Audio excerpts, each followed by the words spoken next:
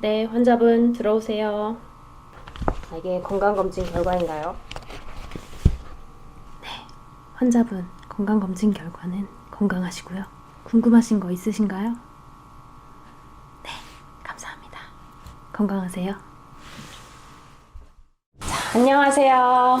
윙크 의사입니다. 여러분, 제가 오랜만에 가운을 입고 역할극을 좀 해봤습니다. 좀 민망하긴 한데요. 오늘은 제가 우리 구독자님의 요청을 바탕으로 해서 의사 모먼트를 살려보기 위해서 돌아왔습니다. 바로 건강검진 결과를 설명해 드리려고 하는데요. 사실 이거 제 검사 결과예요. 수련을 마치고 이직을 하면서 건강검진을 받게 됐고 직장검진 결과를 이렇게 우편으로 받았답니다. 그래서 제 건강검진 결과를 바탕으로 검진할 때 어떤 것들을 주의 깊게 봐야 하는지, 그리고 왜 건강검진이 필요한지를 말씀드리려고 해요. 여러분들 건강검진 잘 받고 계신가요? 매년 건강검진을 받으라고 뭔가 날라오긴 하는데 잘 모르셨죠? 건강검진은 사실 100세 시대 넘게는 120시대를 살아가는 현대인들의 필수 항목입니다. 실제로 미리 검사를 하고 그리고 예방적 조치를 취함으로써 막을 수 있는 질병이 너무너무 많아요. 일단 기본적으로 제가 내시경을 통해서 검진을 해서 발견하는 위암과 대장암, 그리고 고지혈증, 당뇨, 기본적인 혈액검사 등을 통해서 예방할 수 있는 혈관 질환들. 혈관 질환은 뭐가 있냐면 대표적으로 심근경색하고 뇌졸중이 있어요. 이 뇌졸중은 특히 뇌출혈과 뇌경색으로 나뉘는데, 혈관에 찌꺼기로 막혀서 그 혈관이 막히면서 생기는 두 가지 대표적인 질환이 심근경색하고 뇌경색이란 말이죠. 그래서 그 두 가지를 예방할 수만 있으면 굉장히 많은 경우 급사를 막을 수 있어요. 나이가 젊어도 간혹가다 그런 안타까운 경우가 있는데, 갑자기 가슴을 움켜쥐고 쓰러지거나 아니면 갑자기 의식을 잃고 쓰러지는 경우, 많은 경우가 이런 혈관 질환입니다. 그래서 그런 것들을 예방하기 위해서는 그런 이제 몸에 쌓여있는 지질의 농도와 혈당이 오르는 것을 조심해야 돼요. 대표적으로 이 혈당이 오르면서 생기는 많은 질환들이 우리가 알고 있는 많은 만성 질환의 원인이라고 할 수 있습니다. 그래서 혈당, 지방, 암과 관련해서 예방할 수 있는 예방 조치만 취해도 정말로 오랜 시간 건강하게 살 수 있어요. 우리는 그냥 단순히 오래 사는 게 문제가 아니라 건강하게 오래 사는 것이 우리의 목표가 되어야 하고, 그러려면 이 건강검진은 진짜 필수 항목입니다. 근데 여러분들 그런 생각 안 드세요? 그럼 나는 무슨 건강검진을 받아야 돼? 난 무슨 검사 받아야 돼? 그리고 이렇게 항목들 보면 너무 많아서 잘 모르겠잖아요. 그래서 이제 국가에서는 국가 검진 프로그램을 만들어서 그 생애 주기별로 필수로 필요한 검사, 꼭 해야 된다라고 하는 검사들 몇 가지를 정해놨고, 나이가 차면은 문자와 우편으로 날라오게 됩니다. 그러면은 본격적으로 제 검사 결과에 대해서 한번 살펴볼게요. 네, 일단은 저도 이렇게 말하기가 부끄러운 게 제 건강검진 결과 보고 저 충격받았거든요. 나름 운동도 열심히 한다고 하고 나쁜 음식 안 먹으려고 노력했다고 생각하는데, 제가 어디 가서 부끄러워서 결과지를 공개할 수가 있어야죠. 저의 검진 결과 보고서입니다. 저의 경우는 A형 간염 항체 음성, 그리고 B형 간염 항체 음성이에요. 저는 의료인이기 때문에 이 예방접종을 맞거든요. 그런데 이제 항체가 잘 안 생기시는 분들이 꽤 있어요. 그런 경우에는, 특히 B형 간염 같은 경우에는 반복적으로 항체 생성이 될 때까지 예방접종을 맞는 경우도 있습니다. 그리고 저는 아주 슬프게도 LDL 값이 높고요. 고콜레스테롤 혈증으로 진단된 상태입니다.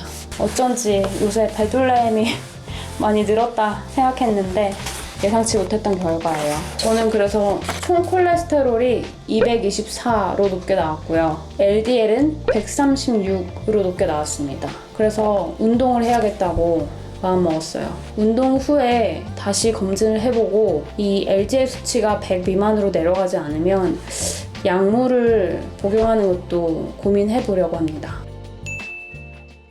다행히 혈당은 81로 내당능 장애도 아니고 혈당이 잘 유지가 되고 있는 것 같아요. 특히 공복 혈당이요. 그 외에 신기능 검사나 간기능 검사, 그리고 전해질 수치, 혈액 검사 수치는 다 괜찮네요. 그리고 소변 검사도 특이사항은 없고요. 소변에 단백뇨가 나오시는 분들은 콩팥 기능이 망가져서일 수도 있으니까 추적 관찰이 필요하고요. 특히 혈뇨가 있으신 분들 같은 경우에 간혹 가다가 방광에 문제가 있는 경우가 있어요. 그렇기 때문에 이것도 추적 관찰을 하셔야 되고, 신장 자체의 사구체 염 때문에 혈뇨가 나오는 경우도 있으니까 이거는 꼭 확인해 보시길 바랍니다. 주변에 내과 의원으로 찾아가시면 아마 자세하게 확인을 해주실 거예요.